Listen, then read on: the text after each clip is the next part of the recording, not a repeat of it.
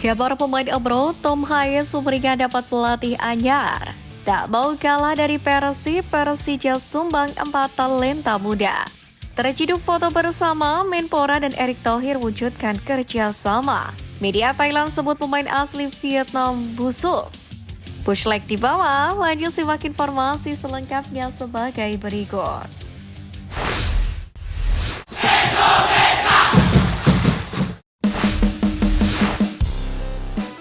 Tak mau kalah dari Persib Bandung, Persija sumbang 4 talenta muda.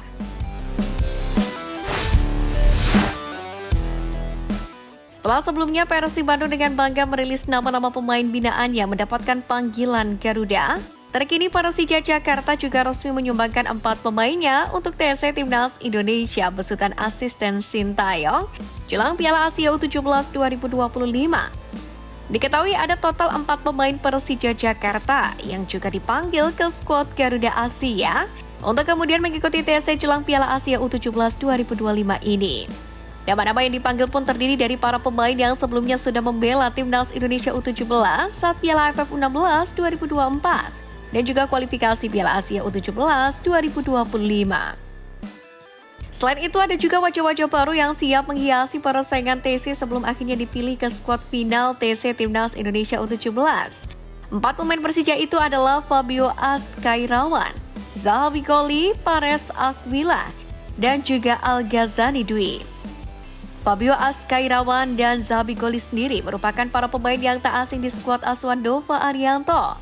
Pasalnya, kedua pemain itu kerap dijadikan sebagai tonggak utama dari permainan Timnas Indonesia U17 di 2 turnamen tersebut. Apalagi Fabio Azkairawan memiliki teknik lemparan ke dalam yang sangat mematikan layaknya Pratama Arhan.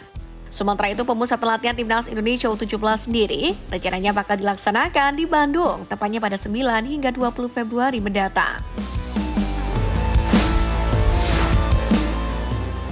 Kabar pemain Ebro, Tom Haye Sumringah dapat pelatih baru. Gelandang Timnas Indonesia Tom Haye sedang sumringah karena kini memiliki juru taktik anyar di klubnya, Almere City, yakni Jeroen Risdijk. Diketahui Almere City menunjuk pelatih anyarnya ini untuk menakodai Tom Haye dan kawan-kawan di sisa musim ini untuk memecat legenda Ajax Amsterdam Hewijs Maduro. Sebelum melatih Almere City, Jeroen sendiri melatih Sparta Rotterdam yang juga berakhir dengan pemecatan.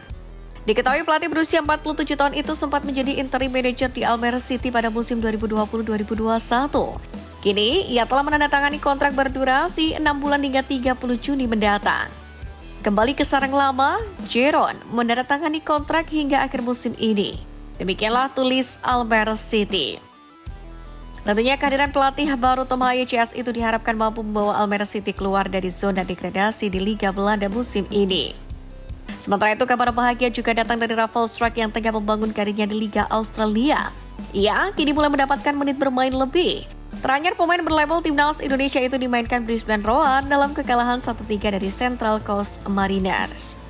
Striker Timnas Indonesia itu bermain di menit ke-80, namun memang tidak mampu berbuat banyak, apalagi menjebol klub sang juara bertahan A-League tersebut. Dalam laga itu, Rafael Struijk yang bermain selama 17 menit termasuk tambahan waktu, mencatatkan rating 6,5. Sebagai informasi, Brisbane Roar sendiri memang harus bermain dengan 10 pemain setelah pemainnya Hosseini Bildi mendapatkan kartu merah. Sementara hasil minor ini pun menjadi kekalahan kelima beruntun di kandang bagi Brisbane Roar, dan saat ini jadi penghuni dasar klasemen Liga Australia 2024-2025. Di sisi lain, kabar kurang menyenangkan juga datang dari Liga Belanda, di mana diketahui FC Twente menggelar pemusat latihan di Jerman jelang paruh kedua Eredivisie 2024-2025. Namun sayang dalam perjalanan ini, Misselgers masih harus menepi karena usai mengalami cedera saat FC Twente menghadapi Olympiakos, yakni di Europa League pada 12 Desember 2024 silam. Misselgers diprediksi akan kembali ke dalam skuad saat FC Twente menghadapi William II pada 12 Januari 2025 mendatang.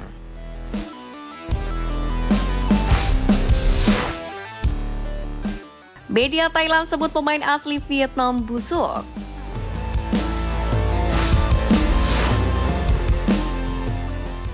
Diketahui Vietnam sukses membungkam Thailand di final leg pertama ASEAN Cup 2024 lewat 2 gol pemain naturalisasi asal Brasil, Nguyen Xuan Sen.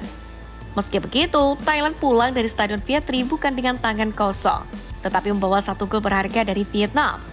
Publik Thailand sendiri pun optimis anak asuh Masyatada Ishi masih mampu berbalik unggul atas Vietnam dan meraih gelar Piala AFF ke-8 karena telah mengetahui kelemahannya. Di mana menurut ulasan media Thailand, Vietnam hanya bergantung pada sosok pemain naturalisasi mereka Nguyen Swanson. Tanpanya, The Golden Star Warriors disebut bukanlah apa-apa.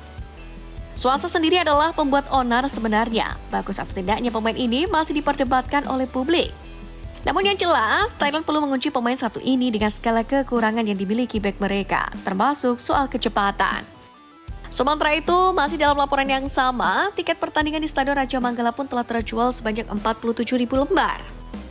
Thailand sendiri memang dirugikan dengan kekalahan di kandang Vietnam, tapi pertandingan leg kedua nanti kondisi pun diprediksi akan berbalik. 1 gol saja yang bisa dibuat Thailand dipastikan akan membuat Vietnam stres sekaligus menghancurkan keunggulan sementara mereka.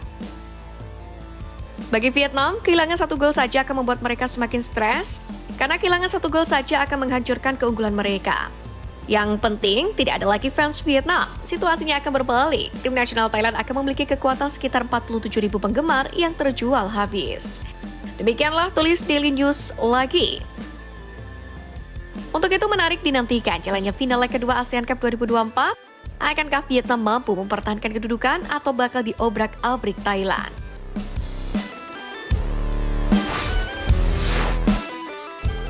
Terciduk foto bersama, Menpora dan Erick Thohir wujudkan kerjasama.